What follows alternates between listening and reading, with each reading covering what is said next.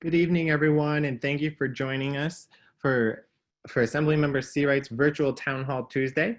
We'll begin in just a few moments. During the presentation, please feel free to write questions for the presenters in the comment section if you're watching live on Facebook. We have also received questions through our email the past few days that we will try to address. So if you have any additional questions throughout the night, please feel free to email our team at seawrightr@nyassembly.gov. That's seawrightr@nyassembly.gov. For questions that we do not answer live tonight, our team will work to get you an answer in the next 24 hours. Again, thank you for joining us tonight, and we'll begin shortly.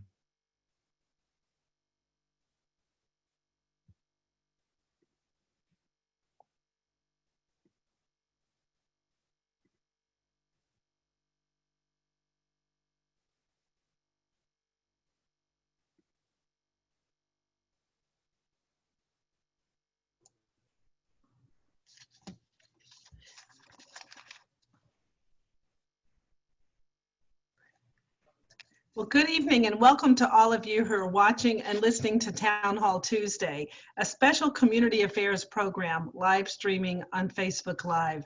I'm Assemblymember Rebecca Seawright, serving the Upper East Side, Yorkville, and Roosevelt Island, and hosting tonight from my East 79th Street district office. This weekly webcast is an essential part of my ongoing commitment in the age of COVID-19 to provide vital information from top experts to address the urgent needs of our community. Before we get started, I would like to offer a few words on the brutality and resulting outcry and protests across our nation and here in New York State. All Americans must now stand in support of peaceful protest against bigotry and discrimination and for genuine criminal justice reforms. The violence against George Floyd and Breonna Taylor by law enforcement officials, which led to their tragic deaths, must be condemned. These are terrible tragedies on a long list and a longer history. I am at the same time appalled by the violence perpetrated at otherwise peaceful protests, resulting in deaths, injuries, and destruction of property.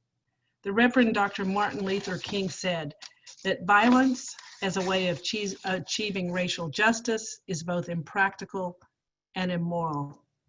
Reverend King Jr. also said, "Those who accept evil without protesting against it are really cooperating with it. So we must not be silent." Today, I marched on York Avenue along with hundreds of protesters in solidarity with the need for reform. Here in New York State, Governor Cuomo has called on State Attorney General Letitia James to fully investigate protests in New York City, including police conduct, and report in 30 days. And that is simply the right thing to do. May the days ahead bring justice and comfort to the grieving families, friends, and all impacted by the deaths of George Floyd, Breonna Taylor, and so many others. While we have all been advised to stay at home due to the pause order, we are spending more time with our own pets. So tonight, as we are moving forward to reopening in New York City, in positive news, we have veterinarian practices have been allowed to reopen in all regions as of Tuesday, May 26. It's been a trying time, living without the resources we are all accustomed to. We have all heard news reports on the COVID-19 impact on pets. Soon after much of the New York City began sheltering in place, local animal rescues saw an increase in pets being surrendered. Owners who were unable to afford to continue care of their pets made the difficult decision to surrender their animal.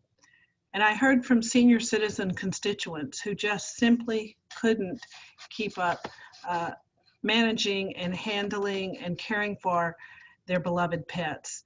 And so they were seeking resources from our office and questioning what they could do and where they could donate their pets. At the same time, we saw reports on the increase of foster applications and others willing to help. Tonight, we're going to hear from leaders in veterinary medicine and wildlife preservation efforts. But first, a word on a few of our many recent district activities. Our office is working remotely, but we are continuing to respond to the hundreds of requests for assistance. We also took the lead on organizing giveaways of free hand sanitizer and face coverings at our community office last week and on Roosevelt Island. We continue to make regular and critical mail deliveries to homebound senior citizens. We have delivered thousands of medical supplies to our frontline healthcare workers. New Yorkers are facing unprecedented challenges as a result of the COVID-19 pandemic. Last week in Albany at our state capitol, we maintained safe social distancing in order to vote on and to pass a comprehensive package of legislation to address these challenges, including vital protections for tenants, nursing home residents, and consumers. I hope the information this evening will be helpful to all of you, and we're very honored to have a list of very special guests this evening. So we're going to lead off with a dear friend, Jean Shafroth, who is a philanthropist, an animal rights activist, and she has recently been appointed as the head of the American Humane Society's Feed the Hunger program as their national spokesperson and ambassador. Jean Shafroth, in that capacity, they feed 1 million homeless animals as a result of the COVID-19 pandemic. She serves on several charity boards, including Southampton Hospital Association, the New York City Mission Society, French Heritage Society, Couture Council, Global Strays, founded by her daughter, the Jewish Board, honorary trustee in Southampton, the Animal Shelter Foundation, honorary board. In addition, she is the ambassador of the Southampton Animal Shelter. She is a New York Women's Foundation Board alumna and remains very active with the Foundation's Women's Issues, an organization that I look to for research when I'm looking to sponsor and update women's legislation as the sponsor of the Equal Rights Amendment for the New York State Constitution. In addition, during the COVID-19 pandemic, Jean continues to be featured on both national and local TV and radio programs as an advocate for food pantries and the welfare of animals. Jean holds 2 degrees, a Bachelor of Science in Physical Therapy from the College of Physicians and Surgeons at Columbia University, and an MBA in Finance from Columbia Business School at Columbia University. So tonight, please welcome Jean Shafroth. Thank you, Rebecca, and good evening, everyone. And we all love our pets. I want to start with that because in my household, we have 5 rescue dogs, and they bring us great joy. And so right now, what we're experiencing in the United States with over 40 million Americans out of work is a situation where individuals don't have food to put on the table for their families. And that means they also don't have food for their pets. And so right now, the American Humane Society has put together and launched a program called Feeding America, where we will feed 1 million animals across the United States who are going hungry right now. And how will we do that? We will do that by working with different animal shelters. We will fund these shelters and these rescue groups so that they can feed the animals that they have at the shelters. And of course, as all of you know, right now it's very difficult for just about everyone to survive. And of course, our furry friends are having even a more difficult time. So for any of you who would like to donate to American Humane, the website is americanhumane.org. Next, I would like to speak a little bit about COVID-19 and whether or not it affects our pets. And the answer is there have only been a few dogs and cats in the United States who have come down with COVID-19. And I want to cite the little example of a dog, a pug named Winston, living in North Carolina, whose owner worked in an emergency room and treated many COVID-19 patients. Well, the owner of Winston, the pug, came down with COVID-19. And what happened was his wife then got sick. And so they decided to go into a study at Duke University where the entire family would be tested. Well, this is what they discovered. Winston, one of their dogs, was positive. One of their sons was positive for the disease, but the other animals, a cat and a dog in the family, were completely fine.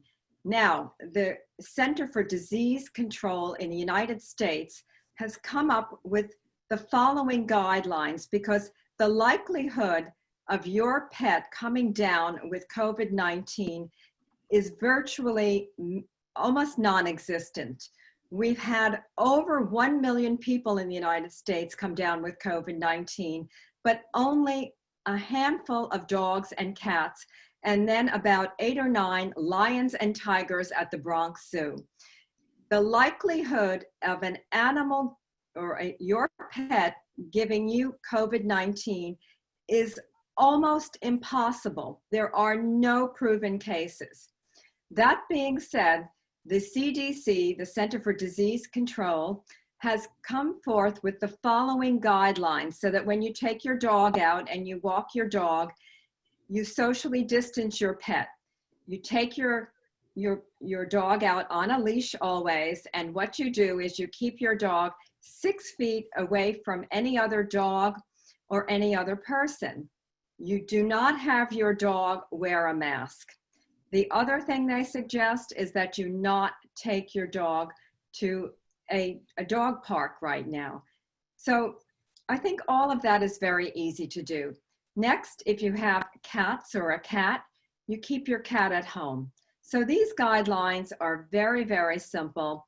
And the likelihood, again, of your dog or cat coming down with COVID-19 is almost, given the current information we know today, June 2nd, it's almost impossible. Now, of course, something could change, but that's very unlikely because here we have over 1 million pets 1 million people in the United States who've come down with the disease, but less than a handful of dogs and cats. The other topic I want to discuss is adoption. If you're thinking of adopting a dog or a cat right now, make sure that you will have time for that dog or cat and that you are in a position to feed the dog or cat and that you have enough money and that you can give that pet a lot of loving kindness. In my household, my pets give us unconditional love. We have 5 dogs, they're all rescues, and they bring great joy to us. So I suggest think carefully about adopting. You will have a friend forever. You will love this animal forever, but you must remember that a pet takes a little time. It takes money because you have to feed the pet, and then you have to give that pet love. And love, what makes the world go round but love? So those are what I recommend. And for anyone who has to give up a pet, think very carefully about that. Of course, if you're going back to work and you expect that you won't be home a lot, meaning you're never home, well, then maybe you can find a friend who does have time to give your pet to before you give it up to a shelter. And right now, what we're seeing in the United States is because a lot of people are home, they want to adopt, but remember, before you adopt, make sure that you can handle having a pet. And then, of course, because people are having financial difficulties now and because people are out of work, sometimes they have to give up a pet. And it's a very sad and a very hard thing for most people to do. So hopefully you won't be in that situation. But if you are, you have to do what you have to do. And again, anytime that you can help with a small donation to a local animal shelter or to a more national group like the American Humane Society, please think about doing that, because even a tiny donation, $5, $10, $15, $20, collectively, these donations add up to making a huge difference in our world and in our country. And all of us who are animal lovers know that we have to take care of our animals. And if you're kind to an animal, and if we're good as a nation to our pets, a lot of good will come to us. And on that note, I want to thank you all very much. And Rebecca, if you'd like me to continue to go on, but I want to save time for the other speakers. And later, I'm happy to answer any questions that anyone might have. Thank you. Thank you, Jean, and very informative. We appreciate your joining us this evening.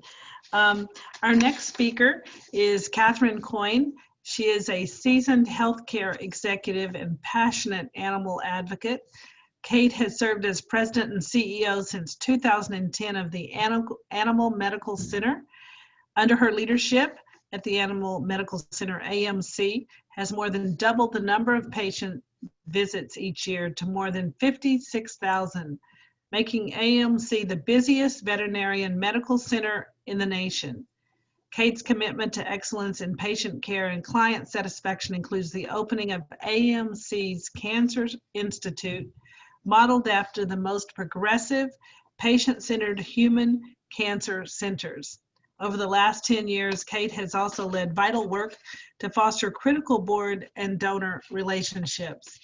Prior to joining AMC, Kate served as the CEO of St. Barnabas Healthcare System, where she oversaw the strategic plan and operations of the acute care teaching hospital.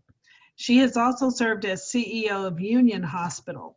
Kate holds an MBA from New York University. She is an accomplished equestrian and is the proud owner of 2 rescue cats. Thank you for joining us, Kate. Thank you very much, and thank you for inviting me. It's a pleasure to be on your show this evening and to talk to you a little bit about the Animal Medical Center. For those of you who are not familiar with the Animal Medical Center, we are located on 62nd and York. We are, as you said, the single largest animal hospital in the nation.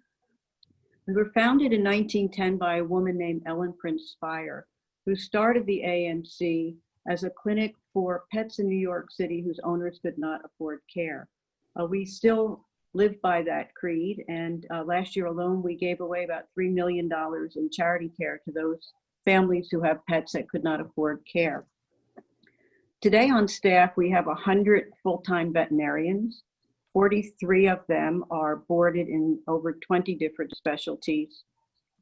And we offer services at the highest quality that possible can be given to animals. We believe that we should give the same service and care to animals that people get, and in my case, I think sometimes better. Today, and this year, the 2020 will mark our 110th anniversary. Our doors have always been open 24/7, even through some of the worst times our city has experienced, including the 1918 Spanish flu, 9/11, Hurricane Sandy, and now, of course, this COVID-19 pandemic. As an essential business, AMC has remained open throughout the COVID-19 pandemic for urgent and emergency care for pets. If your pet has an emergency, we want you to know that we are open and we are here for you. Under the guidance of the CDC and, of course, the New York City and New York State Health Department, we quickly adapted to the new protocols necessary to protect our staff, our clients, and our pets. Right now, all of our visits are conducted without the owner having to come into the building. Now, the pet owners are seen in a heated and now soon to be air-conditioned tent or a waiting area within our parking lot area. The communication then about the pet is done by email and or phone with the doctor inside the building. Of course, the pet is already inside the building. We brought the pet in. One of the things that we thought was critical for people was to create what we call an ER hotline. So this is a number that people can call 24/7, speak directly to a veterinarian and explain what's going on with their pet, and then to determine if that pet should come in and be seen. I'm going to give you that number and I'll give it to you again, but the emergency hotline at AMC is 212-329-8608. We also know and can appreciate that during this pandemic, pet owners want a quick visit and to get service in and out very quickly for emergency care. So we have set up an urgent care center as well. The urgent care contact is free and designed to give pet owners an option for high quality and convenient veterinary care with one of our specialists. What I like about the urgent care and emergency care at the Animal Medical Center, that if in fact your pet comes in and it's not just a slight emergency, you know you have the availability of all of those specialties on site right then and there to take care of your pet. AMC is the only level 1 trauma center in the metropolitan area. So you've got everything you need in an emergency to take care of your pet. We also created a series of online events and resources to support pet owners during this quarantine. You can visit our website, www.amcny.org/coronavirus, for all of the latest updates on how the virus impacts animals, as well as the latest updates on how AMC is operating. We've been holding online events, including regular Ask the Vet sessions, as well as events with our experts in different specialty areas and topics on things, how to exercise your pet while you're in quarantine, anything that you need to know about a pet in an emergency and how to deal with an emergency. You can also sign up for our newsletter at the same website and get information about upcoming events and further information on what's happening during these troubled times. There are many highly esteemed veterinary institutions in the world, but I believe that none quite like the Animal Medical Center. I think we set the standard for global research and education and breakthroughs for care. Really very, very proud of the team that we have working. We call them our healthcare heroes as well, who have been there from the beginning, 24/7. We've never missed a beat. We've been there the entire time for the city and for the animals that come to us. And I thank you very much for having us be able to talk a little bit about the Animal Medical Center, and be happy to answer any questions that people might have had regarding this pandemic and their pets. Well, thank you very much. And we do have 2 questions that have come in from constituents. The first is, if I catch COVID, do I need to isolate from my pet? We would say yes, that if your pet, which we already heard is very rare that a pet would have COVID-19, but if in fact your pet does come down with COVID-19, you should isolate your pet just as you would isolate others in the same way in your household. Okay, great. And second question, in case of an emergency during the pandemic, what should pet owners do first? So if you think that your pet is experiencing a medical emergency, as always, you should seek immediate medical attention and care, and we would say at the Animal Medical Center emergency room. We have set up, as I said, this hotline that you can call and talk to a veterinarian directly in the emergency room and say, this is what's going on with my pet. They'll ask you about its symptoms. They'll ask you a few more questions about what's happening with your pet, and they will advise you and say, yes, you should bring that pet in immediately, or they can help you determine whether you can wait and come on a better time for you and your pet. And again, that number is 212-329-8608. There's a 24/7 hotline available. Please feel free to call it. We're so honored and pleased to take care of all the pets in New York City. And again, I thank you for including us in your town hall meeting tonight.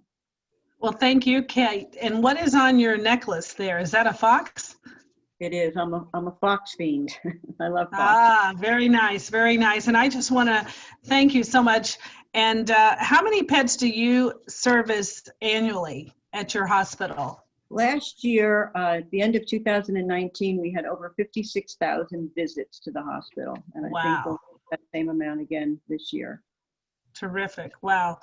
And I just want to repeat your hotline number, which is 24-hour, 212-329-8608 for our viewers this evening. Thank you very much, Kate, for joining us. Thank you. It's my pleasure. My Great. pleasure. Next, we will hear from Rosanna Ceruzzi. She is a resident of Roosevelt Island.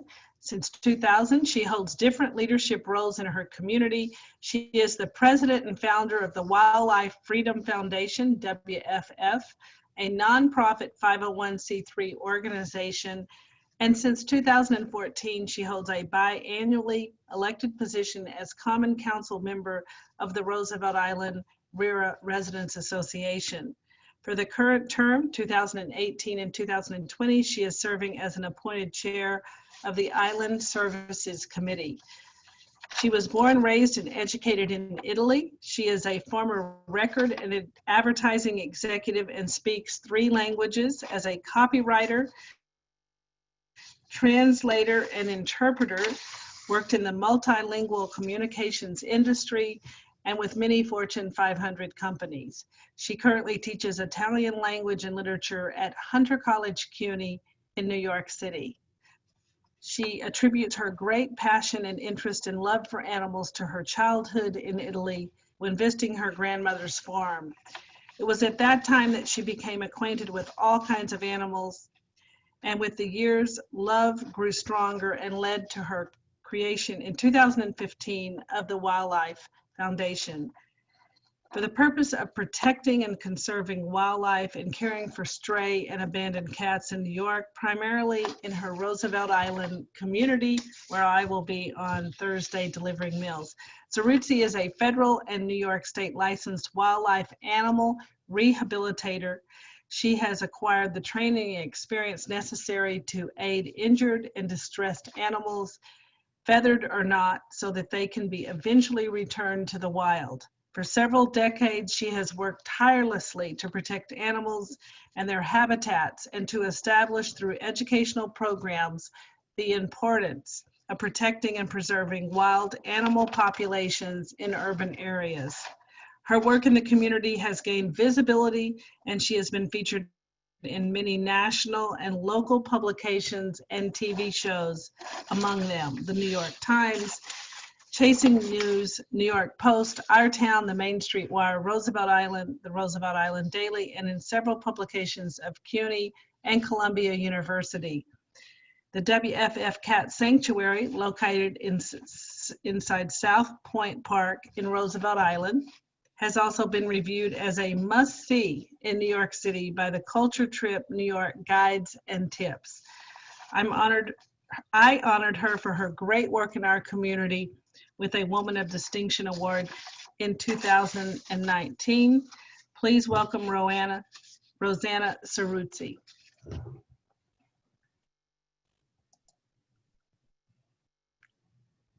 Hi, good evening, Rebecca. Good evening, everyone, and thank you for having me here at your show tonight.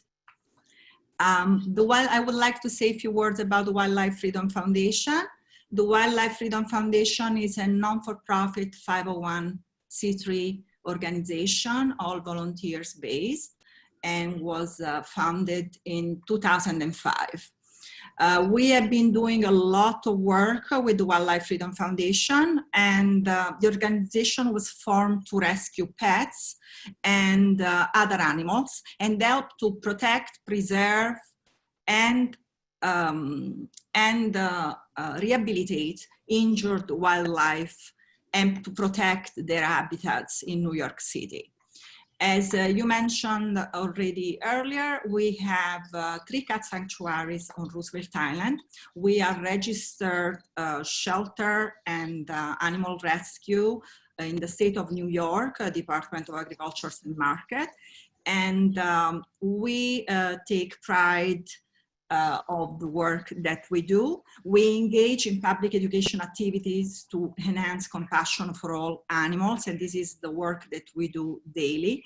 And we really work hard to establish the importance of protecting, preserving, conserving, and respecting wild animals population and their habitat in urban areas. Of course, we also rescue pets, and I agree with all my previous colleague speakers on the COVID-19 that we have had, unfortunately, a high increase in the abandonment of cats. So we have seen many, unfortunately, families, and we will continue to see, I'm afraid, that can no longer, I should say, take care of their pets due to the economic situations that we are all facing.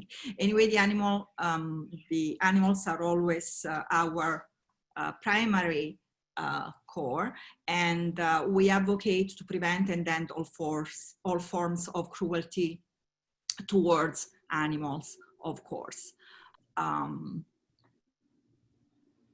Among other things, we also partner with Animal Control on the New Hope program, which basically allow us to pull animals that are scheduled to be euthanized due to short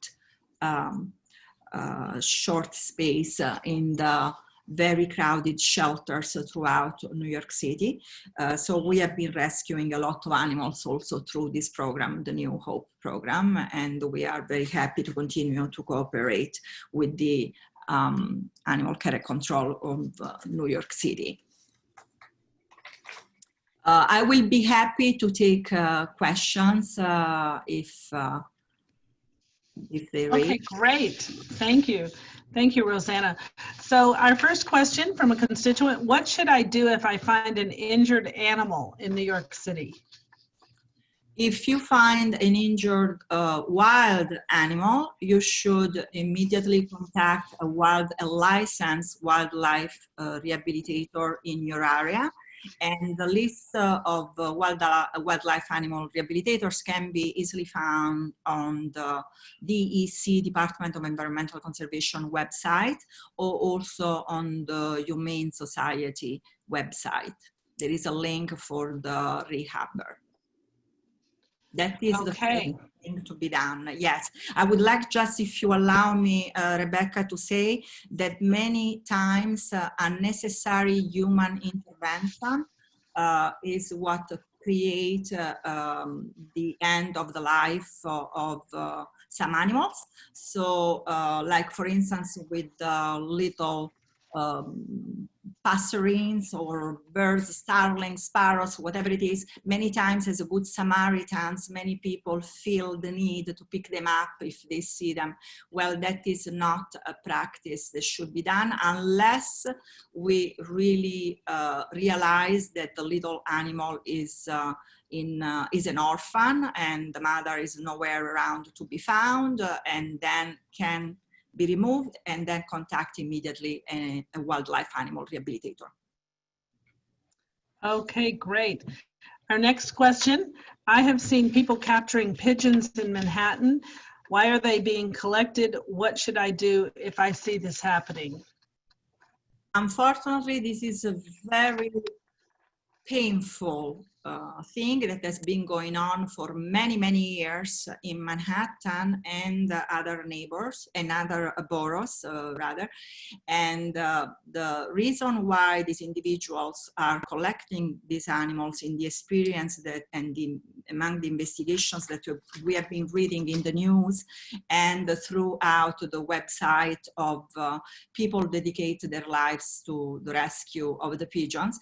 These pigeons are captured and brought to Pennsylvania, which is unfortunately the only state where shooting pigeons is legal and openly done.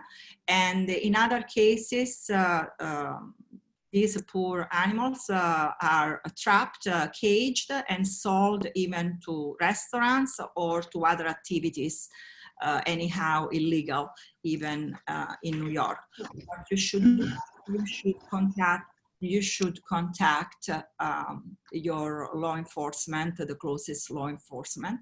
So being it 911 or the PSD, Public Safety Department, if any, or notify it to 311, and the 311 will switch you to the appropriate division. Right, and they can also call our office at 212-288-4607, and we're happy to report it. Our next question, what if I find a stray cat? Can I bring it to your cat sanctuary? As much as I would like to say, yes, come and bring the cat to the cat sanctuary, that need first few things to be done before accepting the animal. First of all, we have to make sure that we have the space to accept a new animal. But even before doing that, we have to take the animal, being a cat in this case, to a veterinarian. So we should check. The first thing that we do in general is the test, the ELISA test for FIV and leukemia, because if we brought in any new animal and unfortunately the animal is sick, every other cat in our sanctuaries would be affected by the same illness. So the first thing, the cat need to be vetted, need to be microchipped, need to be spayed, neuter if it's not already spayed and neutered. That's the first thing. And then the test. And then if we have the availability, yes, we will place, if the animal does not show any aggressive behavior or other unpleasant behavior, so to speak, we will place the animal in one of our foster homes where it will be re-socialized if necessary, or it will be then advertised on our website, wildlifefreedomfoundation.org, and will be adopted hopefully soon. We have many cats that are up for adoptions, and we also have a list of many cats that are waiting to be placed in a foster home. So we encourage also our friends, our followers, and your followers too, to help us in saving more animals daily. Great, terrific. Well, that was our next question. Does your foundation offer adoption?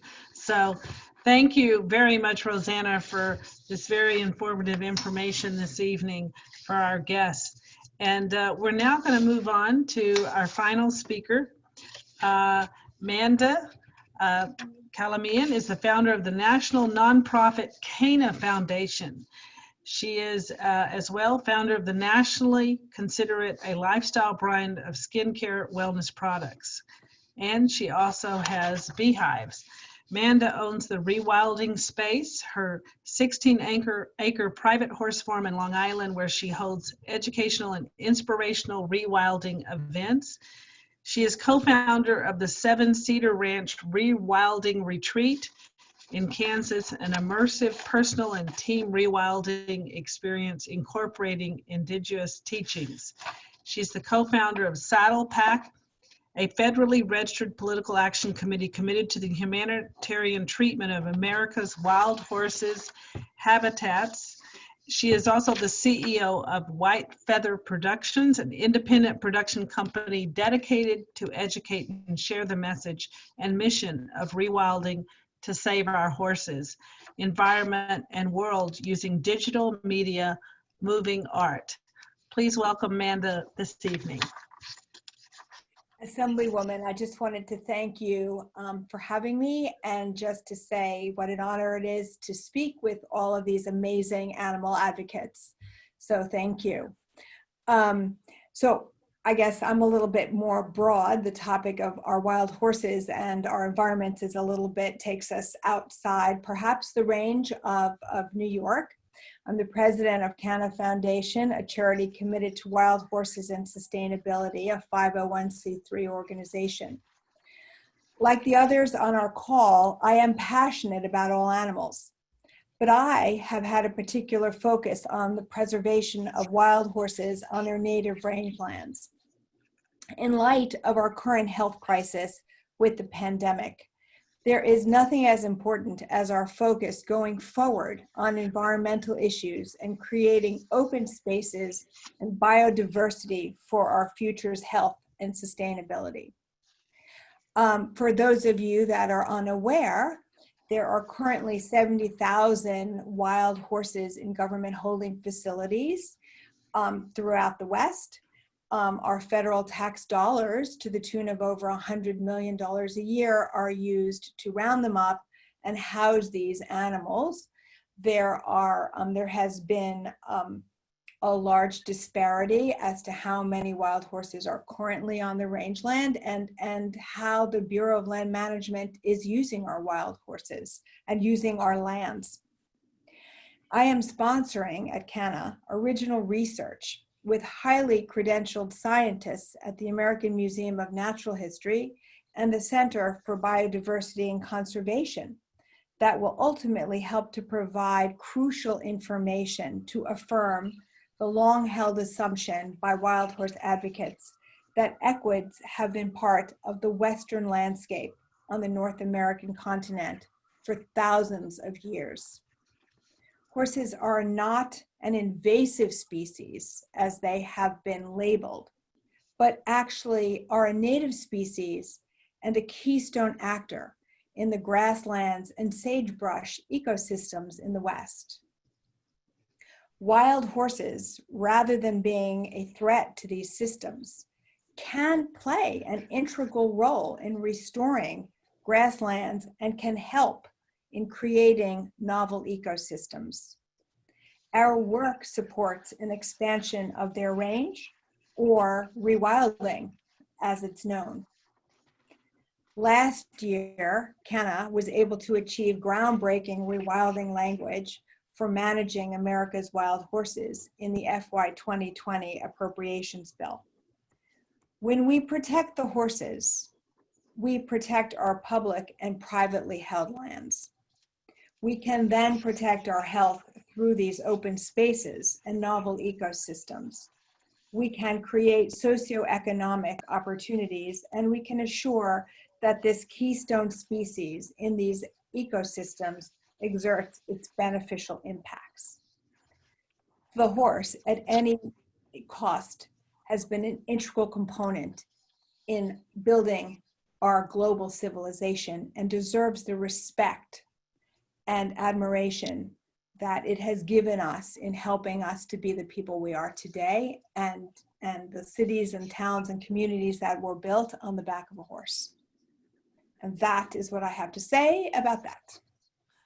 Thank you, Amanda. And we have a few questions from our constituents that have come in. Great. Terrific. Does your foundation have any opportunities for people to volunteer? Yes, we love to educate and we love to incorporate people into our practices. We have all kinds of opportunities, and I would welcome anybody. Please email us at the info@canafoundation.org and tell us what you're interested in. Terrific. And can you tell us more about the initiatives and projects that have helped rescue wild horses? And specifically, is there legislation that you're looking for from Congress to help the CANA Foundation? Thank you. So basically, we have an overabundance of horses, 70,000 of them in government holding facilities, in various holding facilities all throughout the West. CANA itself has taken out a couple hundred of these horses, and we have worked with various members of Native communities and privately held people, individuals with privately held land, to help rehome some of these horses, but it isn't a daunting task. There are so many animals that need placing. As everybody in rescue, wild horses in rescue are no different than anybody else. There's an abundance of animals that need homes and people to take them. Well, we need land for our wild horses. So our initiatives are to look for land holders that have large pieces of land that are willing to take horses in and to help them reassociate themselves with the land. And to connect ourselves in Congress, yes, we want to take the appropriations language, which actually references rewilding as a viable management tool for these horses, and start to put that into effect. We want to be able to have Congress recognize the value of the horse from a historical, cultural, and environmental perspective, and work with us to help get horses on land, and let's work together. Let's build back some grasslands, biodiversity. Let's work towards a sustainable environment, and let's try to alleviate climate breakdown, which is all, we're all cyclical. It's all a large part of our health crisis. Let's work towards sustainability for the future. Terrific. And what states currently are you seeing your rewilding of your horses specifically? So there are a handful of states that I know are open to the idea.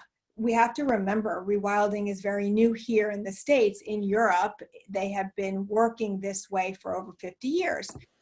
We want to take rewilding and give it its own meaning and definition here, because rewilding has become a buzzword and everybody's using it. It means 1,000 different things.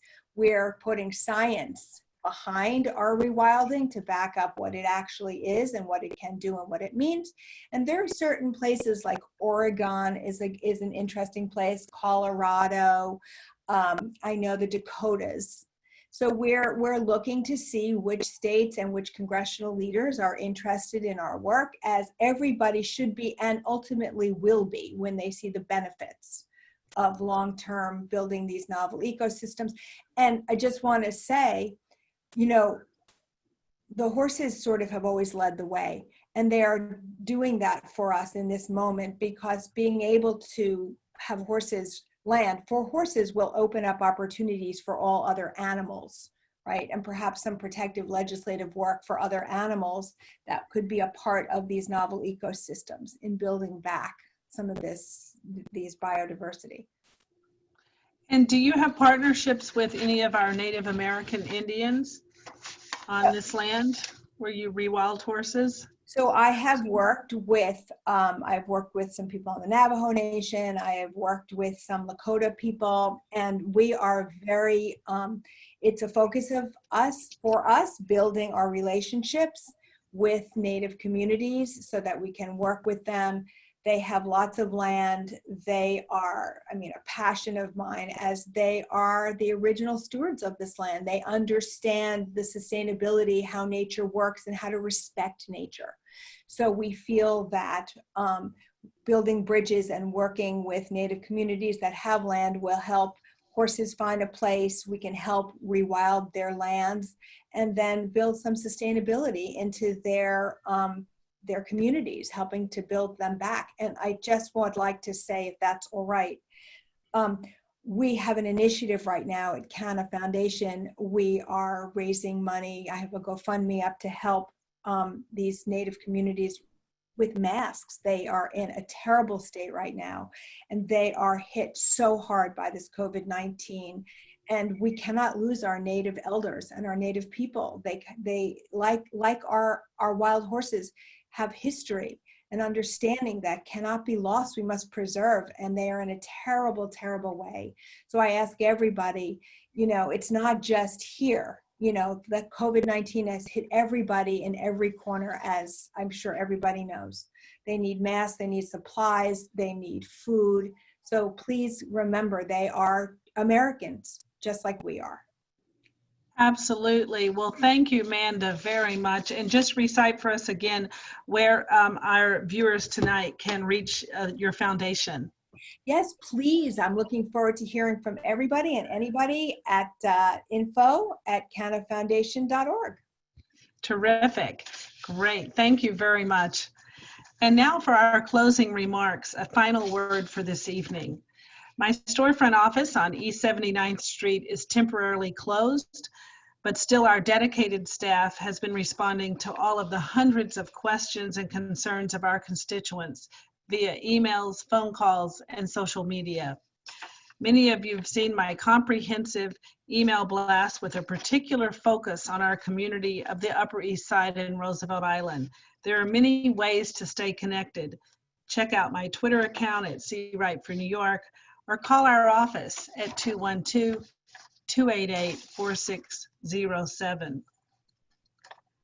With the Test and Trace Corp set to launch June 1st and the number of positive cases, hospitalizations, and ICU cases continued to decline in New York City. We were moving closer to phase 1 of reopening. If you need advice on housing issues, please call our office or email us at cwriter@newyorkassembly.gov to reserve a spot for our free next remote housing clinic on June 9th. Please consider volunteering to deliver meals Monday through Wednesday with the Isaac Center to our shut-in and homebound seniors. Contact our office if you would like to join me tomorrow in delivering food. You do not come in contact. We leave the food right outside the door, and we provide masks and gloves and hand sanitizer. Just a reminder that while you're spending more time at home, you should fill out your census. Go to 2020census.gov to start yours now. It takes approximately 3 minutes to complete. Please contact our office for our next steps if you have questions. Every voter in New York State has the option to vote from home this primary and will be receiving an absentee ballot application. The deadline to mail that in is June 16th, and if you have any questions, please contact us. During this time of unrest and in the interest of public safety, we are being asked to abide by a city curfew of 8 p.m. through 5 a.m. Exceptions will be made for our essential workers commuting to work. The hours and dates are subject to change, but we will continue right now through June 7th. We will return next Tuesday evening with a new edition of Town Hall Tuesdays with special guests to assist our community in this great time of need. Next week, our focus will be on human rights and workers' rights in the face of COVID-19. We will be joined by Gerald Day Cochran, Director of Manhattan Community Center of the New York City Human Rights Commission, and a representative of the Human Rights Campaign. As a reminder, for those who are feeling the tremendous weight of these events across the country on your mental health, please know you are not alone. Please consider no-cost resources that are here to help. The New York State Emotional Support Hotline can be reached at 1-844-863-9314. Thank you for joining us this evening. Thanks to all our viewers and to all of our great experts for speaking to us. Stay safe. Remember to wear your mask, wash your hands, social distance, and wear your gloves. Thank you again for joining us.